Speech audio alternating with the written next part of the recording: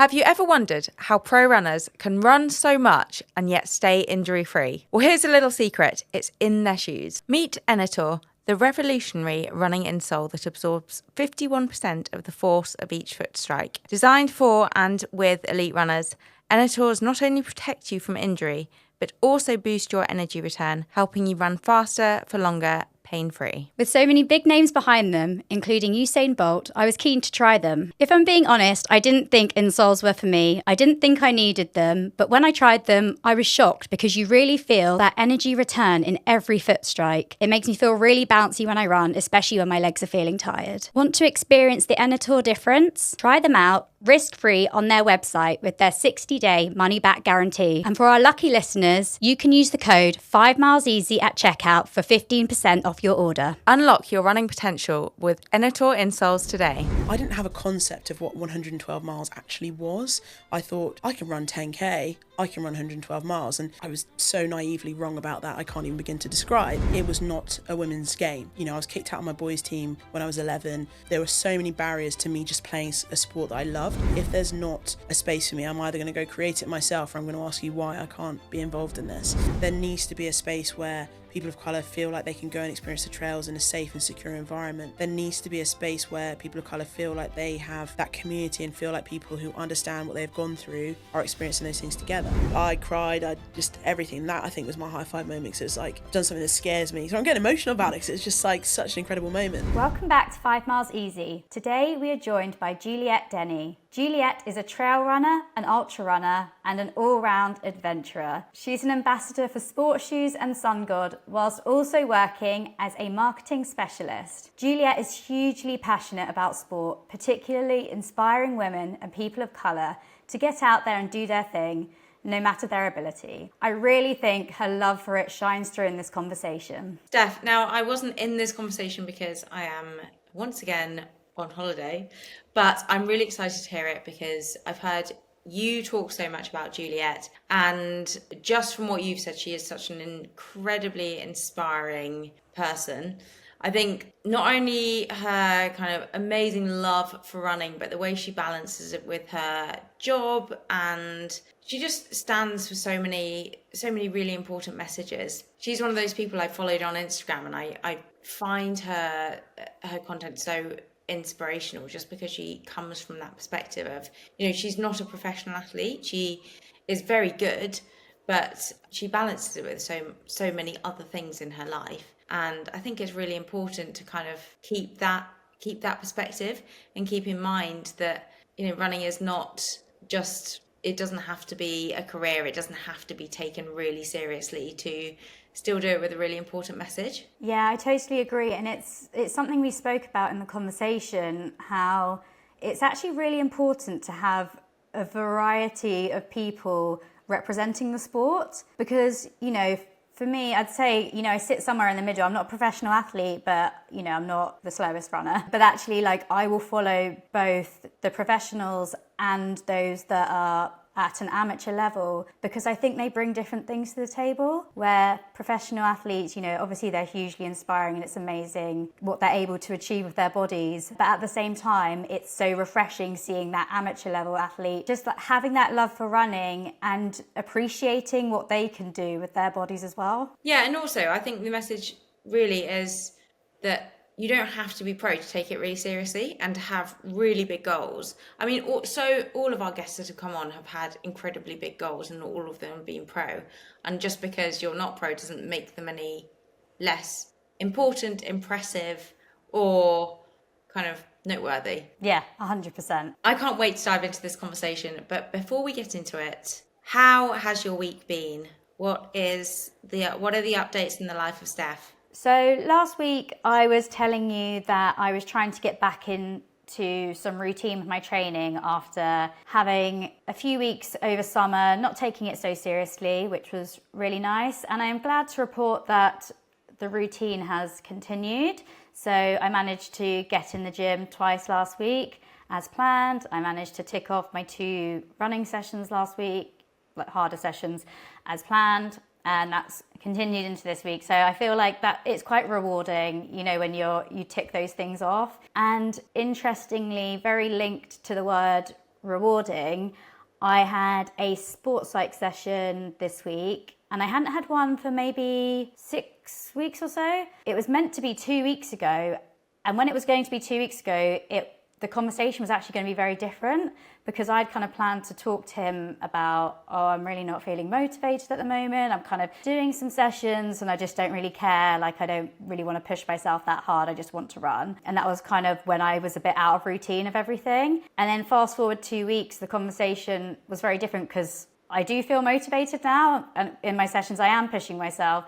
So I was explaining that to him, and we were kind of working out like what it was that drives my chimp, because it wasn't me that felt that way. Like, obviously I always want to do well, but clearly like my chimp was kind of like, oh, I don't care, or I'm not feeling motivated, or it's like throwing a bit of a hissy fit. And we kind of worked out that my chimp has to feel rewarded to then feel motivated. So for example, now that I've kind of been ticking off sessions, even if like I'm not my fastest at the moment by any means, but I still feel good for knowing that I've done my best in the session. And then I come away from that feeling rewarded. So then I want to go again, because I'm like, yay, I did it. Whereas before, I wasn't necessarily feeling that, because I wasn't, like I didn't feel rewarded. So then I didn't feel motivated. And I found that really interesting. So we're going to kind of continue on that and look into what are my main drivers for my chimp to feel motivation. But I know also we've spoken before about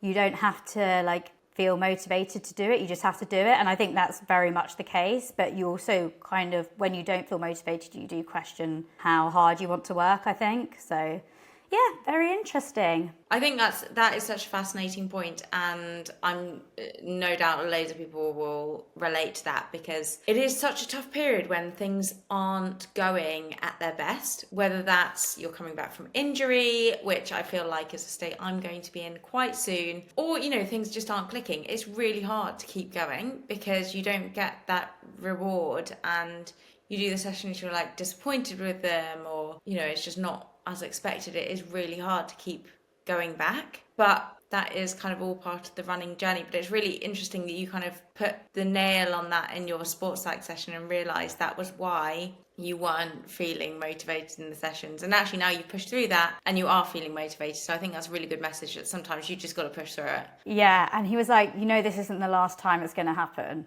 Like, you're going to feel like this again. And obviously, like, I've been there before. Everyone knows you have those dips with running where you just can't be bothered anymore, and you just think, you know what, I'm going to do something else now. But you always find it again, and then you want to aim for that next goal. So yeah, just being prepared for the next time it happens. Well, linked to motivation, I have to say, so I am currently in Greece on my honeymoon, part 2. The first part was in Scotland, which was very nice, and then we've come to Greece for 10 days. And obviously I am still off running. For those who missed the last, 2 months of drama, my fractured femur is on the mend, but I am still very much off running. I am slowly getting off crutches. The most exciting part of the journey has been that I'm allowed to walk 5,000 steps a day at the moment, which basically means I can like ditch the crutches around the hotel and I'm just not walking. But where we're staying, there's there's not much walking to be done. So, no, I caveat that. There are amazing hikes which I would love to be doing, but I'm not. But I can just kind of walk around normally, which is very nice because crutches are a real hassle. But yes, I am still very much off running. But I have to say, I know this is a running podcast, so I feel like I should be whispering this, but it's been really nice this holiday, because I realised it's the first trip in so long that I've done that I haven't had to fit in my training. And even if I'm not like building up to a big race, I've still had to fit my sessions in, and I've still had a training plan. And it's not just, I really enjoy doing it, but it's the kind of impact on like the holiday and Charlie that it has of saying, okay, well actually I've got to do this session tomorrow morning and I've got to run every day. And now I wake up and I'm like, I can do anything. I have no schedule. And at first it actually felt really daunting, because I thought, oh my God, what am I going to do? Like, I don't know I don't really know what like a normal holiday looks like, because I'm so used to being in that habit of like waking up and running. But it's been, yeah, really nice. I can't really say I've struggled with it. No, I love that. I think that's so important as well because I definitely relate. I think when you are not stuck in the routine, because as you say, we do enjoy it, but when you are in the routine of training every day, you just don't really want to let that go when you're on holiday unless you're recovering from a big race. So I think it's really hard to get out of that cycle and fully relax on holiday unless you're forced to. And I guess in this scenario, you're kind of forced to, aren't you? Yeah, exactly. And I actually think, kind of reflecting on it, it's been really good for me to have this break. And I think anyone out there who is listening to this and is injured or just it feels a bit overtrained, like just take the break. It's really not going to kill you. And I mean, honestly, I've had 8 weeks. Well, I will have had 8 weeks, and then I get a scan to see if I can run again. Hopefully I can. But 8 weeks has gone so quickly. And yeah, I mean, I'm sure I will be quite unfit coming back, but in the grand scheme of things, it's really not much. And I think at the start of it, I thought it would be horrendous having 8 weeks off running. It's the longest time I've ever had off running since I started properly. And it really has not been that bad. So I think my message to anyone out there who needs to take the time off is just take it and stop worrying about it and actually just enjoy it, because it's kind of an opportunity that you never get to have a proper reset and a proper break and do all the things that you can't do when you're training. Yeah, I think that's a great message. And I also think what's helped it go so quickly is you've planned, I mean, you had a wedding and a honeymoon, but having just different activities to look forward to, it's broken up the time as well. So actually, almost, if you are in this situation, maybe plan some activities that you wouldn't normally do when you're training, and it will just pass the time. So you're not waiting for 8 weeks. Yeah, definitely. That's very key. And also, like, I think a big thing for me has kind of been giving my time to people that I can't normally give my time to, if that makes sense. So like committing to things in the morning, which I never can normally do.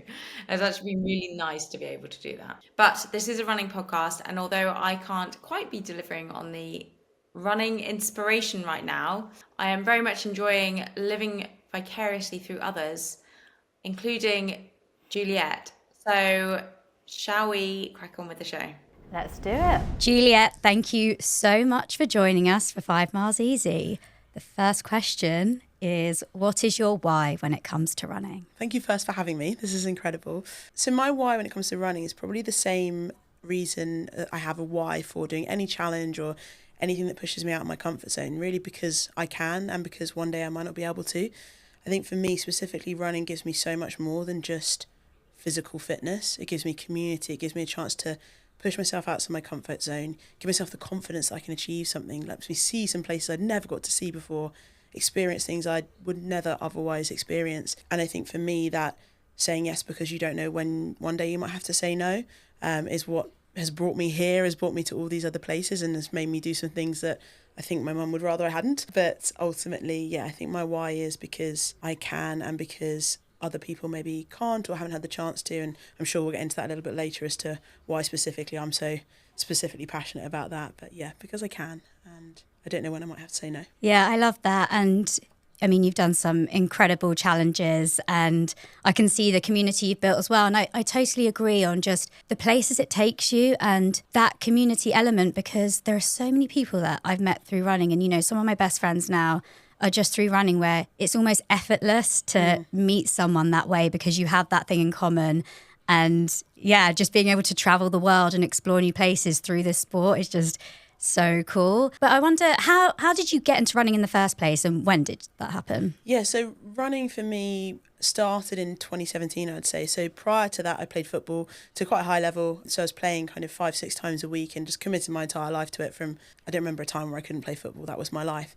But as I got into my mid-20s, I started to fall out of love with it a little bit. I started to think there were other things out there that weren't just football for me. And I started to not resent the sport, but I could see myself getting to the point where I would resent it, where I wanted to be with my friends, I wanted to be travelling, I wanted to do all these things that when you're committing yourself to full-time sports at a high level, it's very difficult to do. And so that tied in with me, one of my close friends from school becoming quite ill. So she got diagnosed with a brain tumour sort of late 2016. And I remember when she told me that, and it really she was so matter of fact about it, saying, "Oh, I've got a brain tumour and we're gonna fix it." And I am very much a fix it person, which I am trying to work on because I know you can't fix everything. But I then was like, okay, well, I want to raise money for a brain tumour charity because that will help not just my friend Laura, but actually it'll help other people who are going through these different things. It helps their families, it helps everyone around them. So I thought, I'm going to do something I've never done before. I'm going to run the South Downs Way, which is 112 miles. I didn't have a concept of what 112 miles actually was.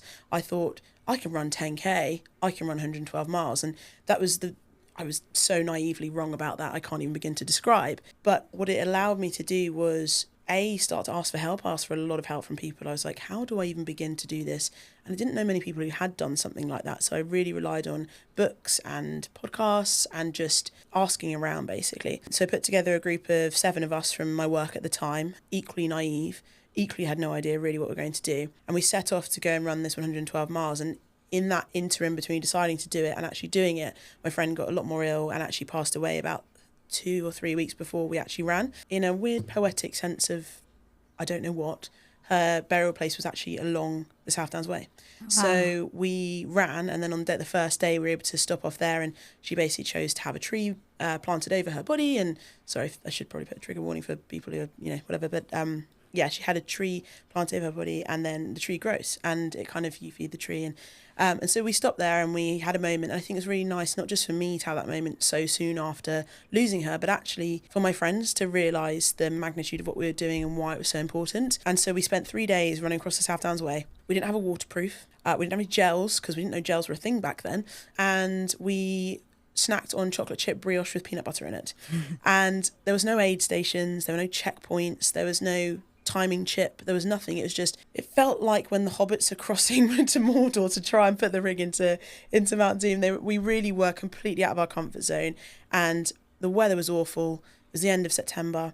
We did it, and we got to the end, and it was just, obviously there were a lot of tears, a lot of sense of relief more than anything, but the journey we'd gone through to get there, the places that we'd seen, the experiences we had, the cows we'd run away from, all of that kind of experience showed me there was so much more to life than just football, and that I also could have an identity that wasn't just football, because I think for me, sport was my identity from a very young age. So when I thought I'm losing love for it, I was worried that I wouldn't have an identity, or I didn't know what that was going to be. And so finding running, at a time where I was dealing with a lot of negative emotions, dealing with a lot of, well, what's the point? Because you can be fine one day and then you're gone 6 months later or 9 months later or whatever it was. I think it was really pivotal that I found at that point, because the headspaces I found myself when I was running, I hadn't found in anything else.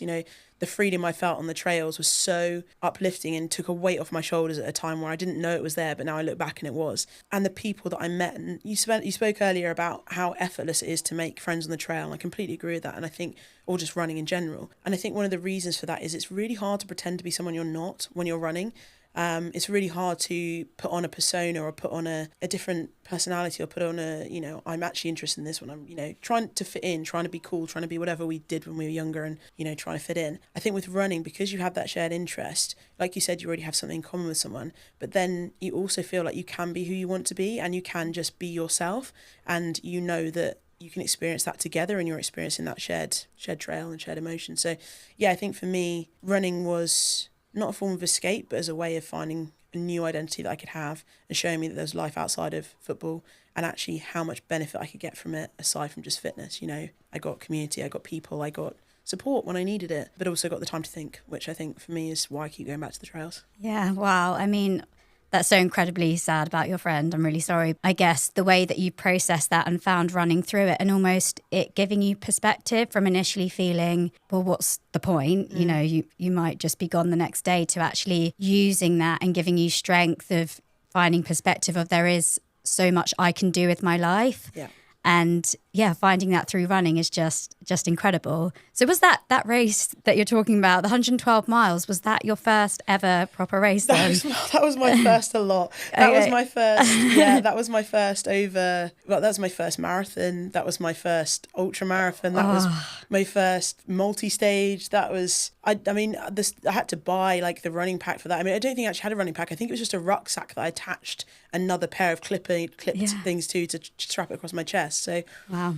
I think it was, I do throw myself in the deep end a lot. I did that without having done anything. I did an Ironman without previously owning a road bike and didn't know how to ride that. And I think it all comes back to that, like you said earlier, like the perspective and thinking, okay, well, I have an opportunity to do this, so I better do it, you know. Yeah. And it's not, I don't think it's the best way to, I've thought about this a lot in the last year and a half. I don't want to always live my life as you've got to do this now because there's not going to be time for that, because actually that can lead to feeling quite overwhelmed and actually putting too much in. So I've had to reflect back on that and almost rein that back in a little bit. But equally, I think when there's an opportunity or you think, do you know what, I could do that, or can I do that? And you're willing to ask for help, you're willing to admit you have no idea what you're doing and ask for people to support you and create a plan for you to do that.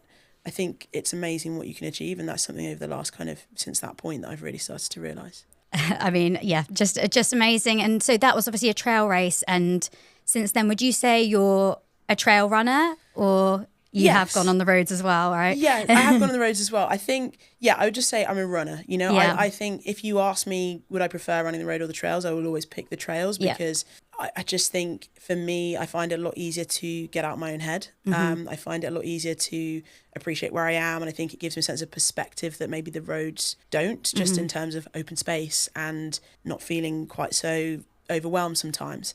But I do love running on the roads too. I love trying to get faster. I'm certainly not fast by any means, but I enjoy that process. And I just think I'm runner, adventurer, outdoorser. I don't know. Yeah, no, I love it. And so, I mean, you've obviously done some hugely technical, difficult races. Have you ever, in some of these races, have you ever got to the point where you thought, can I finish this, and almost use your why and that perspective you were talking about to get you through that? Yes, I have a few times, definitely. And I think that's why I think it's so important to have a reason why. It doesn't have to be big. It doesn't have to be to do a traumatic event or anything like that, but just your decision for signing up in the first place needs to be good enough for you to bring you back to that moment. I think for me, the one that stands out is Adidas Infinite Trails, which was a race I did last September with Black Trail Runners. And it's a team event. So 3 of you run 3 different distances across the mountains in Austria, and then your time is put together and that's your kind of final time. And the 3 of us were doing it to be the first all-female people of colour team to complete that race. So my distance was 36 kilometres with 2,700 metres of elevation, which was wildly beyond any sort of elevation I'd already done before. And I didn't have hills around me to train, so I was training on the step or I was training on the incline treadmill, but it obviously wasn't replicating what they have over there. And there was a moment, I think about 6 hours in, where I couldn't see the top of the final hill, and I don't think I got my nutrition right. And I knew that I was so far back in the race in terms of the people who are doing my distance. I thought there's probably only about 10 people behind me and everybody else in front of me. And I stood on the hill and I was just like, I actually don't know if I can do this. Like, it's so far away, it's so high, and I'm so tired. But then I came back to, you chose to do this. No one forced you to be there. I did choose to do it. And I chose to do it because it was an opportunity to do something I'd never done before, an opportunity to challenge myself and prove that I could do hard things, and an opportunity to be that kind of visual representation for younger girls, women of colour, like anybody who doesn't necessarily see themselves represented in races. That was why all 3 of us have said yes to it for our own reasons within that. But that was why we'd all said yes to it. So I didn't want to let my team down, because fundamentally they believed in me enough to put themselves through what they're putting themselves through.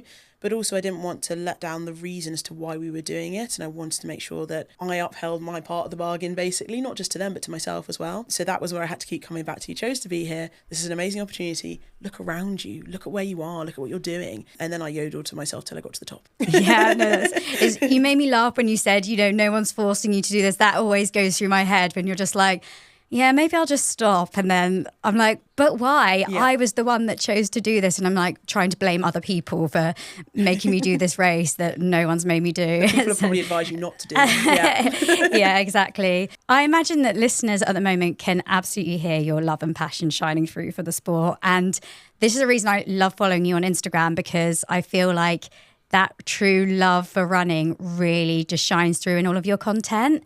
And it's clear that you're building an amazing community on there. What does that mean to you, building that community and reaching out to other people? Yeah, it's an interesting one. And obviously, it's easy with social media and stuff to make comparisons or sort of see massive communities out there and see your own as. But I think for me, I look at it and I go, wow, there's like, I don't know, like 3,000 people that are engaged with what we're doing, and the conversations that I've had through that are amazing, and the people that I've been able to interact with are just, I'm inspired by them as much as I hopefully inspire other people as well. And however I'm doing that, whether that's for 10 people, 3,000 people, or wherever it goes in the future, for me, those messages that I get, you know, I'll get maybe one a month that's just like, hey, I went for a run because I saw you went for a run in the rain, and that's really cool. My friend a voice note being like, I didn't want to run today and I saw you did, and I thought, you know what, if Juliette can do it, I can do it. That it makes me cry most of the time, because it's just like, wow, I'm not an elite runner. I'm not probably ever going to win a race. That's fine by me. It's more that I'm doing something which I love, and other people are finding a love for that same thing through what I'm doing. But also the fact that I have so many people I can learn from and so many people I can be inspired by. When I don't want to go out and run, I then look to that same community and I see people doing amazing things. I'm like, oh, well, they're doing it, so I'm going to do it. And it just creates this real positive place to be. And that's all I want to create, is a place where, particularly women, I think kind of 75% of my audience at the moment are women, is show people that there's an opportunity to do amazing things out there, and you don't have to be good at it. You don't have to win it. You don't have to even be any good at it. I tried to learn a handstand the other year.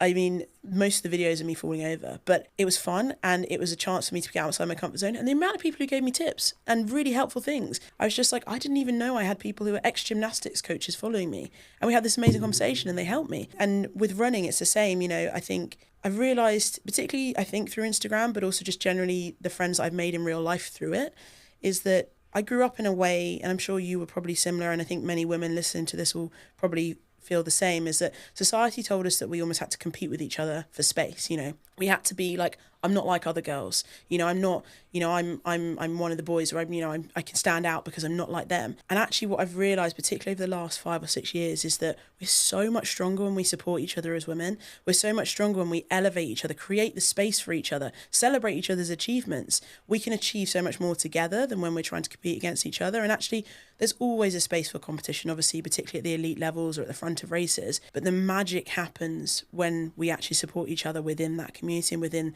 the other side of running and the other parts of running. And I think for me, it's really shown me that there's so much strength in women supporting women, and in women elevating women, and women being proud of each other's successes. And, you know, rather than being like, oh, I wish I got to do that, being like, that is so cool. Like, I love that you are doing that. Like, congratulations. How can I share it? How can I get it out there? And I think that's the sort of community I'm trying to create, is where we create space for other women to be awesome, basically. Yeah, it's so true. There is space for everyone. And I think what you said at the beginning of that, of saying, you know, you might not be someone that's winning all the races, but actually that's so important too to see, because I think those that are at the elite level are inspired by people that are at an amateur level just as much as people at an amateur level like following elite athletes too, because they're inspired by it. I think there's so much that we can learn from every different level at the sport, which is just so inspiring. And speaking of, you know, getting women into running, showing that the sport's for everyone, I was very lucky enough to witness you on an amazing panel of women, the likes of Paula Radcliffe, Non Stanford and Karen Pickering, which was so cool. But it was all about women in sport. And I know you've just touched on it, but it would be great to kind of bring a bit of that conversation to the podcast too, given that we are a female-led podcast. So I guess, can you just share a bit more about your experience of being a female in sport, and are there any sort of negative things that you've experienced along the way? Yeah, I think it's a really interesting one, because like I said, I grew up playing football where fundamentally it was not a women's game. It was very much, you know, I was kicked out of my boys' team when I was 11. There were so many barriers to me just playing a sport that I loved. And so I kind of created this shell around me that was like, I don't care if you say I can't do it, I want to do it. And I think that was, I give a lot of credit to my parents there for not allowing me to, not that I ever wanted to quit, but they found the spaces for me before I was able to find them for myself. And so now I think I still have that mentality of like, if there's not a space for me. I'm either going to go create it myself, or I'm going to ask you why I can't be involved in this. But I do think there's a lot of challenges to being a woman in sport that are now being talked about more, but are only just being talked about, from things like safety, right? Like, I've had some really interesting conversations with my male friends over the last couple of years or so, which I'm really glad to have. And I don't mind having those uncomfortable conversations, because some people say, oh, it's not our responsibility to educate either men, or when you're looking at it from a diversity perspective, not our responsibility to educate white people or anything like that. I agree it's not responsibility, but I also think if we don't have those conversations, it's really hard to share that information. So I've had some amazing conversations with my male friends and my dad actually as well recently, which are about safety and about how sometimes I will choose not to run at night because I don't feel safe doing it. And that only then comes, and I've had some interesting conversations over the last week or so, because now it's starting to get dark. And people are starting to say, okay, well, I've got to fit my run in at lunchtime because I can't go at night. And it's those kind of I wouldn't say microaggressions, just micro barriers that are invisible, but as women we're all very aware of. And it's things like what you wear. I've been catcalled around shorts that I wear all the time, and I just wear normal length shorts. And even if I didn't, like, you choose what you want to wear and you run with it. It doesn't matter. And I now say something back, and maybe I shouldn't, maybe people will say, oh, you shouldn't do that, you might aggravate them. And I'm like, well, call them out, let's start doing this. But I think for me, it's, safety is one of them. There's a lot of invisible barriers for women as well that I personally don't experience, but I've heard a lot of stories around things like, people say, oh, races aren't that expensive. It's like, okay, it's not the expense of the race itself, but travel there, if there's childcare, if there's, if you are the sole, carer of the household or whatever, you can't just go and do those runs. People say, stay-at-home mums already, that's an invisible job that is unpaid. And then if you want to go and run, if you want to go into the gym or whatever, and do all those things around running, which you kind of have to do to feel like you can run, like strength training or whatever like that, then it's just so much more difficult. So I do think those are a couple of real barriers that exist. And as I said, here for the women's race, like, I think it's also the visibility element. There's so much of a disparity between media time for women, pay for women. And, there's always the argument that will come in, but people don't watch it. When women's sport is broadcast, people do watch it. You only have to look at the Euros, the women's Euros, which is incredible. Some of the Tour de France stuff, when they actually show the Tour de Femme, it's just the Olympics. How many people are invested in the female athletes at the Olympics? And I just think the more visibility that we can give to women, the more people are going to be invested in women's races, and also not putting them in the same category. People say, oh, it's not as good as the men, or it's not as fast as the men. We're different people, we're different genders, we're fundamentally different physiologically. So let's embrace it for what it is, and how incredible these women are for doing what they're doing without trying to constantly compare. Yeah, you're right. It is definitely a lot about the visibility. And something I've seen as well is, like, a lot of women kind of come into sport later in life. My experience at school is, I was always the sporty one, but it wasn't necessarily seen as cool. Like, it was almost cooler to not be sporty and hate PE and skip those lessons. And, a lot of those girls now, as an adult, they're so into their fitness, they love it. So it's really interesting, actually, how can we get women, girls at a younger age witnessing how amazing it is to be involved in sport. And I mean, I don't have all the answers, but it is interesting. No, and I think there's so many interesting stats around it. I think there was a study by Women in Sport which said, I think it was 7 out of 10 girls going through puberty won't want to try a new sport because of fear of failure. And that, like, I remember reading that and being like, 7 out of 10, 70% of girls will just not try a new sport. And then if you think about how much that translates to when you're an adult, if you don't have the confidence to try it as a teenager, it's so much harder then to regain that confidence as an adult. And then you go through, your body changes as you get older, and childbirth at some point and all those sorts of things, if that's the choice you take.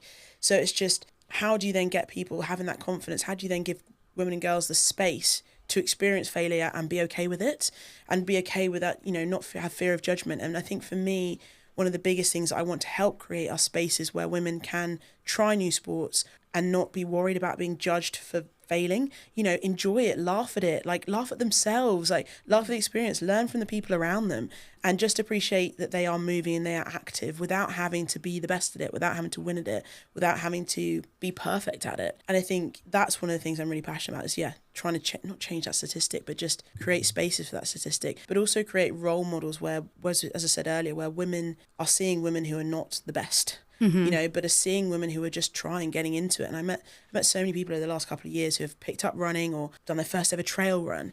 and they're so scared of it. And I'm like, but let's just go out and run. They're like, I'm not very fast. I'm like, it's trails. Like, walk. walk. Yeah, exactly. Oh, I can't walk on a run. Of course you can. You know, we were in Chamonix, and I think for me, I did a trail run that of maybe, it was a 3-hour run, maybe 30 minutes of that I was actually running. Yeah. The rest I was hiking up a hill. And what? You know, it was beautiful. I enjoyed it. I was out there. I was, you know, moving. Yeah. I mean, really, it didn't matter if I put it on my watch or not. It was just the experience that you had. And I want more women to see that and appreciate their bodies and what they can do, rather than being worried about what they look like. And it's difficult because I can only see it from my own perspective, and I can only see it from the barriers that I faced. And that's why I'm so passionate about hearing other people's stories and understanding what other barriers there are that maybe I don't experience, but that other women are facing, and then trying to create spaces where you remove those barriers and give them that opportunity. I think it's a really interesting point that you raised about, you know, not worrying about what you look like, but rather what your body can do. Because, you know, we're in an age now where there's a lot of body positivity is going on, but there's still, you know, a lot of negativity around body image. And I do think that, you know, something like running or any sport actually can really shift your mindset, rather than looking at your body as a shape, but seeing it for what it allows you to do, the things that you've achieved through it.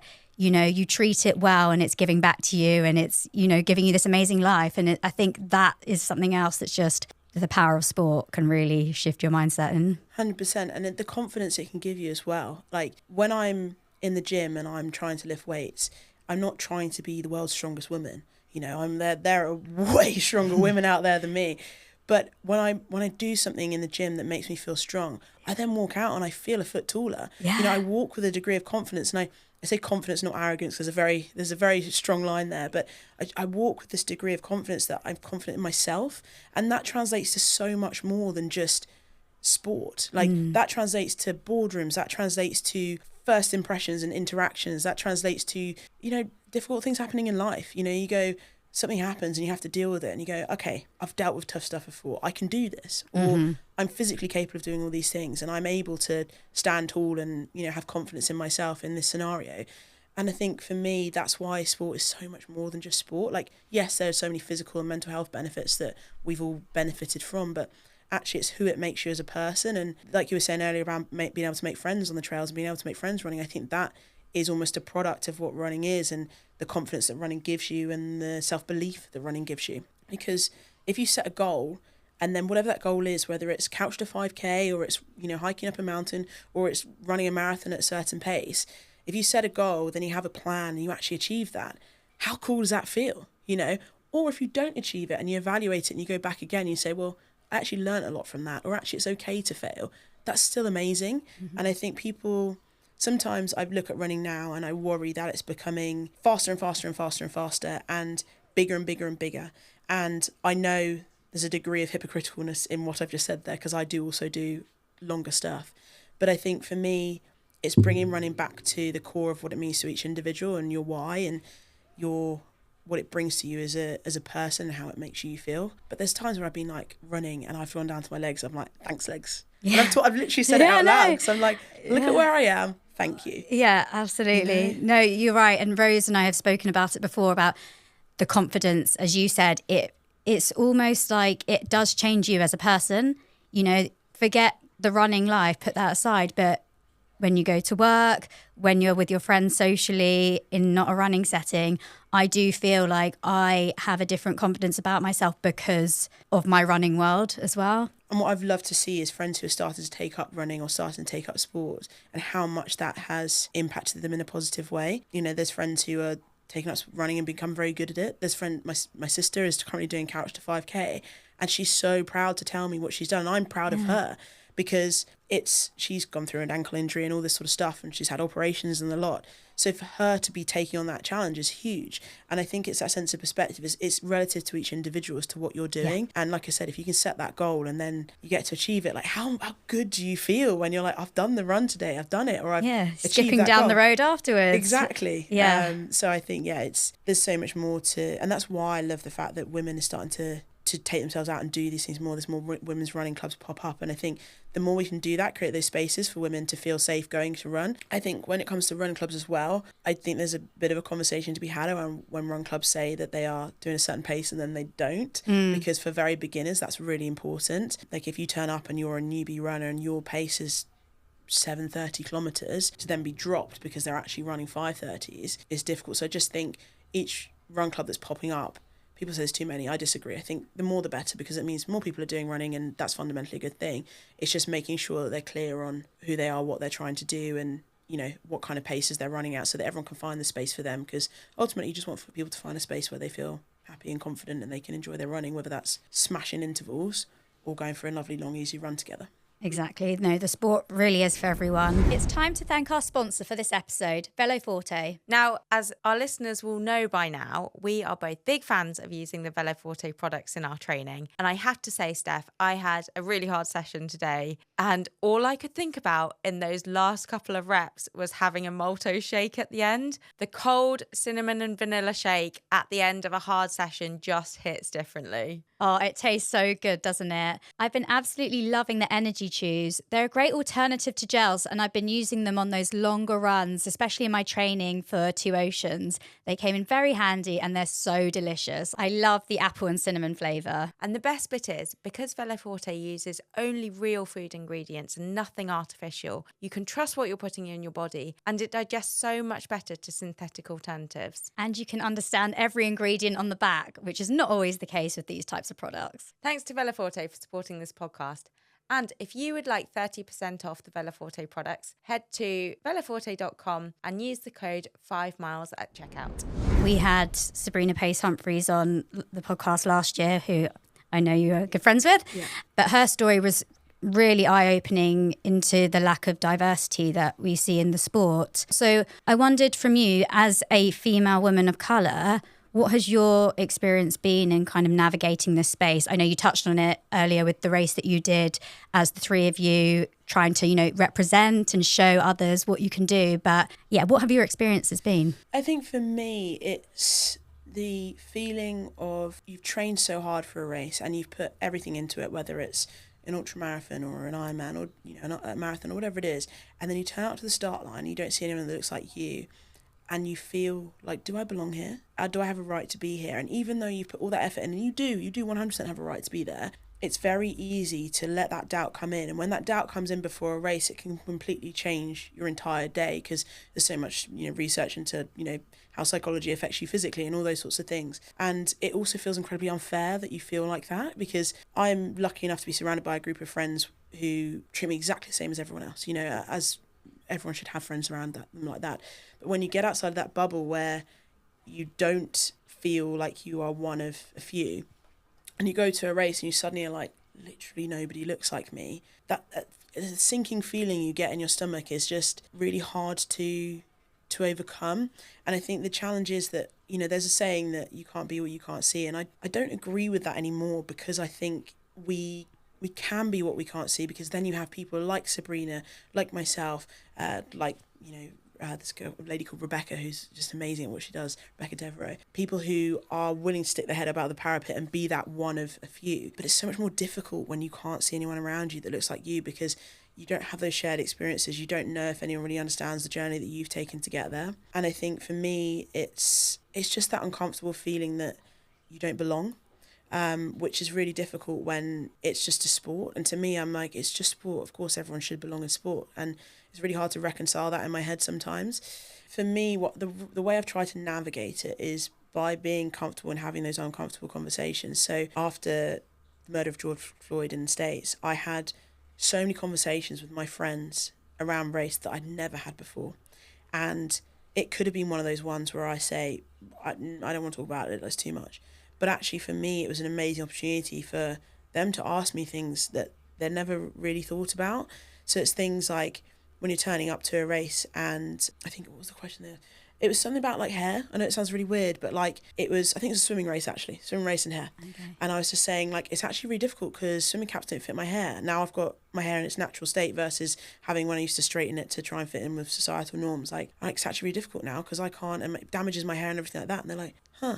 So what do you do? I was like, well, I had to buy a special swimming cap so it fit. And they're like, oh, is that really expensive? I was like, yeah, it was actually. You know, it's just little things like that. Or saying, you know, people saying, have you experienced like, you know, racial microaggressions? And it's, I have. I've been followed around a shop because I was the only non-white person in there, and people thought the shop owner thought it was suspicious. And I was just like, what are you doing? Like, why are you following me? And there's little things like that that just, you kind of go through day to day and you don't realise how many little microaggressions you are dealing with. But when you talk about them with people and they don't experience them, kind of like how we were talking about men and women, like when they don't experience them on a daily basis, when you then open their eyes to that and you go, okay, so we've turned up to this run club and this is great fun, but look around. Who do you not see here? And it's only when you actually ask that question and say, look around you, there's no one of colour here. And I'm not just talking about black people, I'm talking about anyone of colour. This is a purely white space. And then my friends are like, oh yeah, but why? And I'm like, well, that's the question we need to be asking. Like, is it because all the media that we're putting out around this event, is that all white? Is there a visible lack of representation that we're not, you know, this run club is not giving off? Is it because we are holding it in a certain area which is very much within a very dominantly white community? Is it because there's so many barriers to getting to this specific place that actually naturally you don't reach people of lower socio-economic backgrounds, which is not, again, what all people of colour are at all, but there's a high proportion of, particularly in cities, people that are. And I just think for me it's about asking those questions and sort of taking down that barrier of ignorance a little bit. I had a great conversation with a couple of people from Black Trail Runners up at Keswick Mountain Festival recently, and one of the guys in the crowd was, I think I would say like late 20s, like tall white male, like, and he said, this conversation has been amazing and it's really opened my eyes to the questions that I need to be asking, but how do I be an ally without taking up the spaces that you should be talking in? I don't want to tell your story for you. How do I do that? And I think it's a really fair question to ask. And I think what I kind of said to him was that you are in spaces that we're not in. You know, you're in spaces that are purely white dominant communities, particularly up in the lakes and things like that. You're in spaces where I'm telling you that people of colour quite often feel like they are not welcome or they are just not represented in. So use the opportunity of you being in that space to tell people that this story needs to be told. And you're not telling our story for us necessarily, you're saying what you've learnt from this interaction, and then you're creating a space for us to come into, whether it's by saying, hey, I'd love to partner up with you guys and, you know, have an event together because you are welcome and I want to make sure you see that you're welcome, or whether it's saying, hey, look guys, we actually really don't have any diversity within our run club, or if we do, we're not talking about it. How do we do that? Do we invite people to come down? Do we make sure our media is more visible? All those sorts of things. Like when we were at UTMB last week, I had a look through all the social media and I was so disappointed in the fact that I rarely, in fact, couldn't really see anyone of colour in that.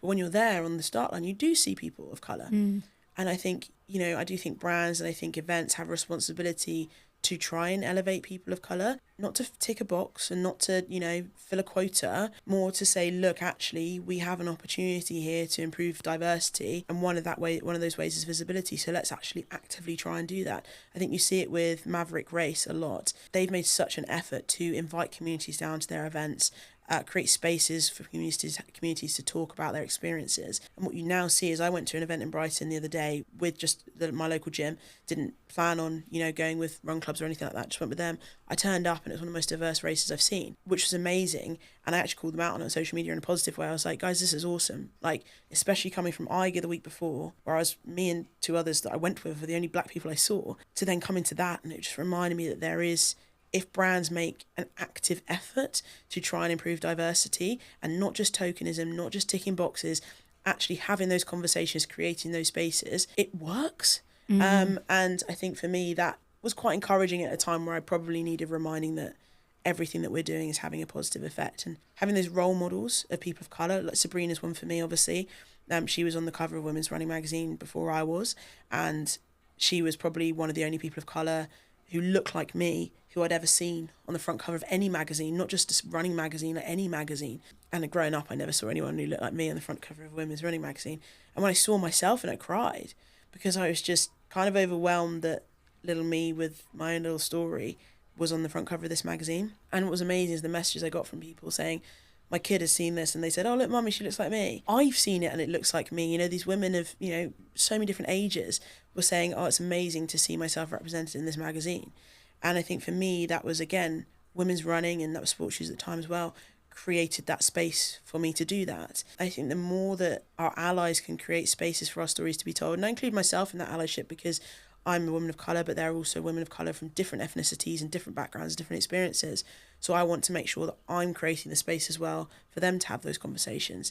The more we can do that, the more we all understand each other a lot better, the more we all can create those spaces more authentically for each other, and we can actually make sure that trail running is for everybody, not just for people to feel like it's not for them. I had so many conversations with people who've said, yeah, but like, it's countryside. Like, people like me aren't welcome in the countryside. And I'm like, I know exactly why you think that. Yeah. And I know that you and your family and your friends have had historical experiences which have actively shown you that. But let's go together. Let's do it together. Let's create this space where we all go and we create positive noise. Black to the Trails, I'm sure, I don't know if Sabrina mentioned it, I can't remember the detail of when she was on. Yeah, but she did. Yeah, Black to the Trails is an incredible festival that is so diverse. It's not just black people, it's every ethnicity represented, including white people as well. And what's amazing is the conversations you have while you're there of people at Dunstable Downs. It's like, it's not a very diverse area around there. And people are having a conversation, they're like, what is this? This is so cool. This is needed, And I think there's a perception, probably quite rightly based on history and experiences, that there's going to be an animosity from people in the countryside for, black and ethnic people going out and exploring that. And from my recent experiences, that's not the case, but that doesn't say that it doesn't still happen. I think there's an education piece that needs to happen as well, to say, look, these trails are for everybody. Let's all get out there and let's just all look after them and allow them to be a space for everyone, basically. Yeah, I think those conversations are just so important, and there's so much to be learned. And, even for myself, I'm always learning with these things, and it's really important for me to talk to people like you who've had these experiences and really open up my eyes to things going on. I mean, even just a couple of weeks ago, I remember we were having a conversation about brands that you'd work with, and obviously a massive priority is that those brands are diverse and inclusive, and that's a big deal for them. And I was like, wow, like, of course that should be, but it's just opening your eyes to things that maybe not everyone would put at the top of their list, and actually having those conversations helps them prioritize those things as well. I mean, you mentioned, you being on the front cover of Women's Running magazine, which is just amazing. It must be just so important for you to then just represent Black females and open up that space to everyone. Definitely. And I think for me, I've always kind of said, if I have an opportunity to be a visible, representation for someone else and a visible role model for someone else, I have to take that opportunity. I've got responsibility to take that opportunity because, I think I would have loved as a kid to have role models who looked like me, who did things that I enjoyed doing and who inspired me. So if I have an opportunity to be that even for one person, I have responsibility to take it as well. And I think for me, yeah, it's kind of a bit of a double-edged sword, to be honest, because I'd love to not have to represent. I don't mean that for me as an individual. Like, I think a lot of the Black community and a lot of the people of colour community would say the same thing. I don't want to always turn up to a race and represent. I don't always want to, not be the face of it. I'm not big enough to think that, but just, I don't want to stand out in that way. I just want to turn up and race, or I just want to turn up and run. There's already enough pressure on me to try and finish this massive race or try and finish this marathon or try and finish whatever. I don't want to have to feel like I'm representing. But at the same time, I think it's so important to do it. People ask me about Black trail runners and say, like, what do you think about Black trail runners existing? And it's a really interesting conversation for me because it's so needed right now. There needs to be a space where people of colour feel like they can go and experience the trails in a safe and secure environment.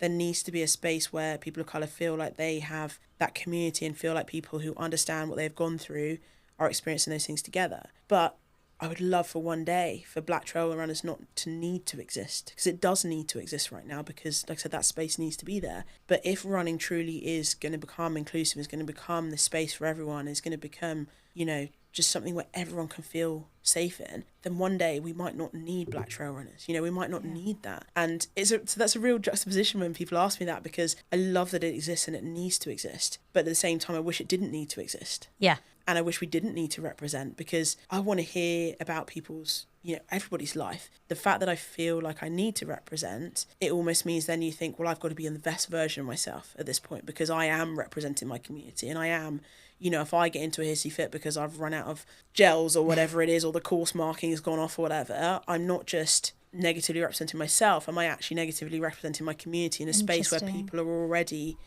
potentially have a negative view of this community in the first place? Does it add an extra pressure then, do you feel? I think it does. Yeah, I think it does. I think it adds the pressure of, I'm not just turning up as Juliette to run this race. I'm actually turning up as Juliette who's representing my community here. And I take a great deal of pride from that, genuinely. Yeah. And I am so grateful to BTR and just the entire community, because the opportunities I've had through them and the things I've experienced and the friendships I've made are just brilliant. And for me, it's one of the first predominantly colour communities I felt like I've actually belonged to, because I didn't grow up in a diverse area at all.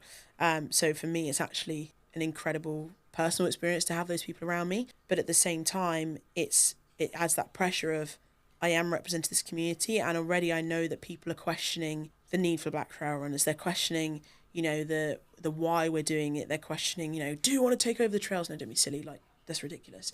We just want to be welcome here. Yeah. And so I feel like I'm representing that community as well. So when I go out there, I don't just have to be good at trail running in terms of not winning, but like I have to finish the race and I have to do what I set out to do. But actually there is that extra pressure of, I'm representing my community here. So when I have these initial conversations with race directors or the volunteers or whatever, and I like to think I always treat people pretty well anyway. But when you're in that like hole in a race and you just like, I don't want to talk to anyone, like I just want to get this done. Yeah. I'm in my hole. I then think, well, I can't, like, I then really actively try and be really like the best version of myself, because I am representing my community. Oh, that's so difficult in those moments. Yeah, it is. And I try to keep the like negative thought process over to the times when I'm on my own on those trails, but yeah, it is an extra pressure, because I think on the flip side, if I leave someone with a negative impression of me, they're not just going to have a negative impression of me as an individual, but actually may have a negative impression of my community. And then the knock-on effect that could have around the opportunities we might get, or the way they then talk about our community to other people, and the influence they might have on places that we actually should be in and the conversations we should be in. I see that snowball effect happening quite quickly in my head. And it's not just actually in my head. I've seen it happen on occasions where people have got a negative view of BTR from one interaction that they've had with people. Okay. And then they don't just think, oh, that run club isn't one that we want to associate with. They think that community. And they just radiate it out. And we see it with ethnic diversity communities all the time. One person we saw it with the recent riots. One person who, the irony is that it wasn't even someone of diverse background, but whatever. People took, people labelled everybody with the same, tarnished everyone with the same brush. And obviously it turned out to be a huge minority of people who did that, of which that gave me a warm feeling in my heart like nothing else. But it just showed that people are so quick to tarnish people of ethnic diversity with the same brush as someone else. And so if they then have a negative view of those people from an interaction or anything, they then will just extrapolate that to the entire community, and it just makes those barriers even bigger. So yeah, I think that is a challenge. Not one I've really thought about actually up until now, but I take a lot of pride in putting that shirt on that says Black Trail Runners and talking about things on social media and all that. And I will have those conversations, and I will post those posts, even though I think they're going to ruffle some feathers, just because I think it's important to say. And ultimately, we were talking about my community earlier. I want my community to be having these conversations. And if people are like, don't want to engage in those conversations and don't want to not necessarily even agree with what I'm saying, just be open to hearing and be open to conversing, then really, I don't know if I want you in that community anyway. I want people that are willing to have those conversations. And like I said, I'd rather create a space of 10 people who are having those conversations and are of the same mindsets and are of the same kind of, hey, we can make the world a better place if we all do this together, than have a community of 100,000 people, of which most of them are trying to make it difficult for us, basically. Yeah, well, you're doing an incredible job of that. And I mean, I guess through building this community, you've had some amazing opportunities, and you are both a Sports Shoes and SunGod ambassador. So what do having those partnerships mean to you, and what are you trying to achieve with working with these brands?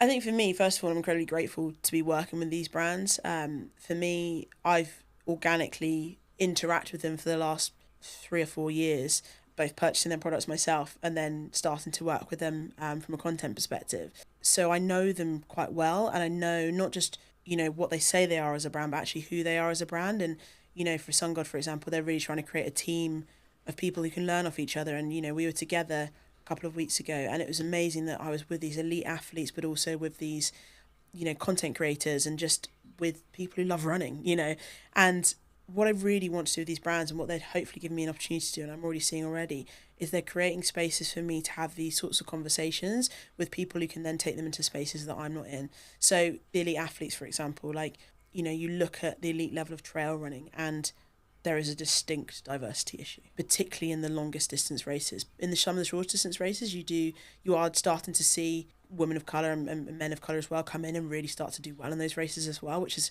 awesome to see. But you look at UTMB, for example, and look at the diversity in that, and it's not just the one race, all of the races that are there.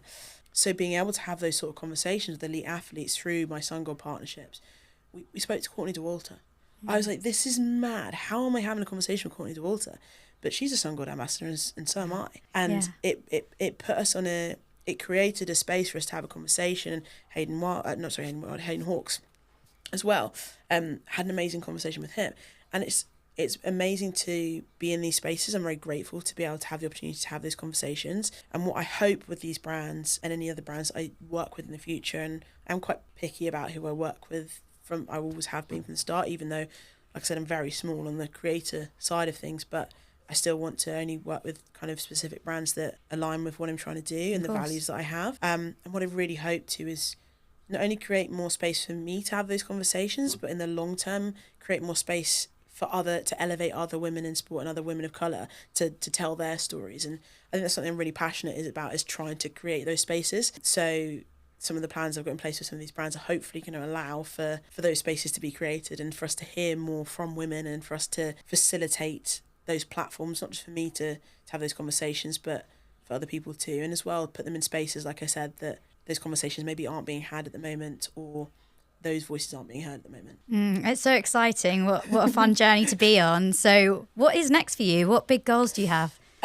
So there's a few big goals for myself that I have. One is running related, and then one is kind of women in sport related. And if I was trying to pick out the two big ones, so I kind of said earlier around the lack of representation I saw at UTMB, and while one day I'd love to do UTMB, I'm maybe naive and quite often say yes to things I shouldn't do. However, I know how big a challenge that is, and so one day I would love to do UTMB, but certainly it's a good few years away in terms of experience I need to gain and ability that I need to gain. But what I'd love to do in the next year is potentially run CCC, which is the just over 100k race, mainly because I've never done 100k before, certainly not in the mountains.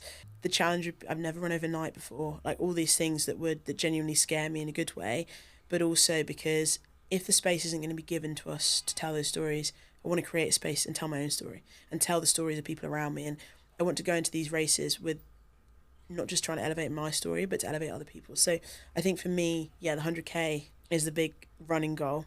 And hope if I can do it at CCC, if I get in through the ballot, I've got the stones, I've got the index, so let's hope. And then the other thing, which I've been talking about probably for about 2 years and have just finally got the time to start working on, is I'd love to create an event where women can try new sports. So I'd love to create an event which takes down all those barriers that women find, like feeling like they're going to look stupid or feeling like they're going to be judged for failing or being a beginner. And the premise will be you come to the space, it's female only, from the people who greet you at the door to all the instructors to anyone who's serving lunch, like all those sorts of things, and from the photographers and everybody. And then you go around and you can try all these different new sports. So you can maybe pick 3 sports. You might pick like rollerblading, Muay Thai and yoga, for example. The only premise being you're a complete beginner, or you haven't done it since you were 10 or whatever. And you're going to go try out these new sports. And then not only are you going to try these new sports and hopefully you find something you enjoy, but you'll connect with the women that are around you and build that little community of your own. So then when you go back into your own spaces, you still have that chance to continue doing that sport. And we send them off with resources around how to do it for free, how to do it like low budget, medium, whatever, so that then it's accessible for everybody. And I just love to do that because I feel like I've loved trying new sports. I've loved finding new sports. I still do. And I want to help other women find a love for sport through that. And there's so many different sports out there, and there's so much research around how if women are active in whatever way that is, the knock-on effect that can have positively, like we said, to your confidence, to your mental health, to everything, but also to the young girls and women around you as well. If a mum is active, the role model that then she then is for her daughter and for her sons to see women in those spaces is phenomenal. And so if you can kind of have a positive impact at that level, the filter down effect it can have is something that I'm so excited about. So this is the first time I've actually had time to think about it, and I've had so many conversations where people are like, well, you should do it. And so now I'm just going to try and do it. So that's my personal goal, and hopefully something that if I can do can grow. And I'll be calling in a lot of favours from people to ask them to do stuff for the first one. But I just think if I can do it, then hopefully, say there's 30 women there, those 30 women go back into their communities, inspire one more person, that's 60 women. You know, it just radiates out. So that's something I'd love to do. Oh, it's so cool. And I feel like it perfectly summarises everything you've been discussing today as into one project. And I can't wait to support you at the CCC next year. I'm hoping I get it. Honestly, it was such a fun week. So to finish off, the final question we've got is, what is your high five me moment? So a moment you would give yourself a high five. Like as in one I've had?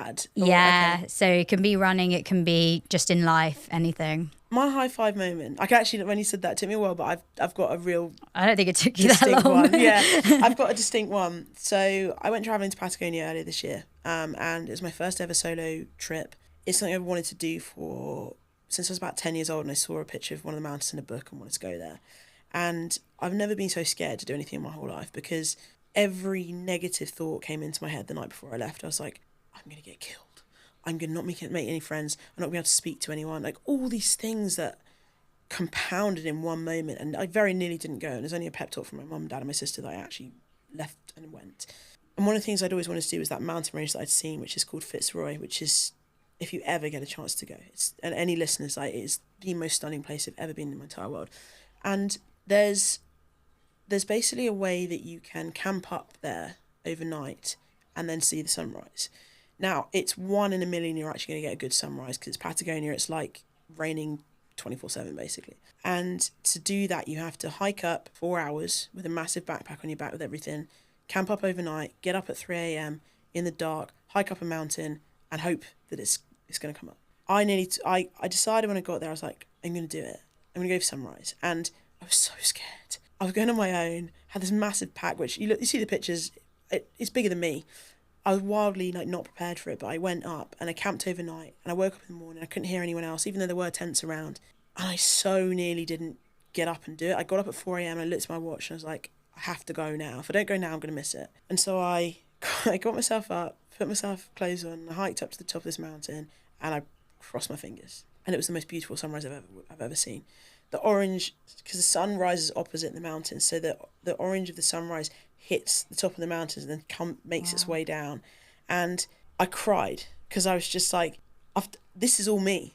Like, this is all me to get here. And it was like it was meant to be.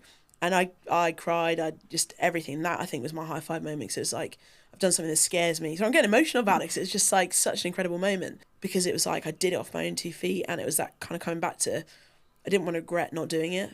And then I did it, and it's like the world rewarded me. So that was my high five moment. Oh, a massive high five. No, that's amazing. Did you get a photo? I got, yeah. Oh, you have I'll to show show you me that. after. Yeah. Like, it is that's honestly, incredible. Honestly amazing. I love so that. that was my high five moment. What a nice moment to end on. Yeah. Thank you so much, Juliette, for coming on 5 Miles Easy. Thank you so much for having me. It's been so nice.